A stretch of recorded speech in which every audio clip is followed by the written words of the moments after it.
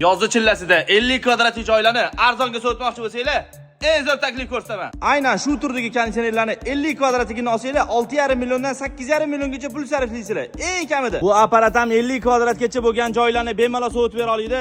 Yana xonaning ichiga emas, shunaqa ochiq tashqari joylarga qo'ysanglar bo'ladi. Aynan xuddi shu tipda bo'lgan sotgichlarni 3 million 500 mingdan 4 million 200 ming so'mgacha sotayapti.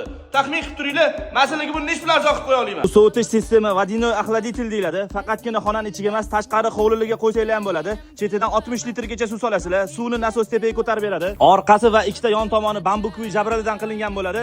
Nasosda tepaga ko'tarilgan suvni bir xilda shu jabralaga sirkulyatsiya qilib beradi. Apparat faqatgina sovutibgina qolmaydi, xonani vlajnosini ham oshirib beradi. Tashqaridagi zararli changlarni shu sirkulyatsiyadan o'tkazib, oldidan salqin muzdek havo chiqarib beradi. Anchagina baland, keng bo'lishiga qaramasdan, bor yo'g'i 280 vatt tok rasot qiladi. Moshisi ham 3 xil regulirovkada boshqariladi. Shu jalyuzilarni bemalol o'ngga chapga qilsanglar ham bo'ladi.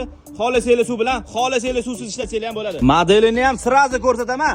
Xohlagan joyingiz bilan narxini solishtiring. Aytadigan narximdan arzon narx topa olmasangiz, videoni hamma yaqinlarga jo'natib qo'ying. Aman sizlarga bu ham sovutib, ham havoni tozalab, ham vlajnost oshirib beradigan, boshqa joylarda 250 dollar atrofida sotiladigan apparatni bor yo'g'i 159 dollar qilib beraman. Sotuvchilar nomeri Telegram kanalda bo'ladi. Kanalga o'tib nomer olib, bemalol baraka qolsanglar bo'ladi.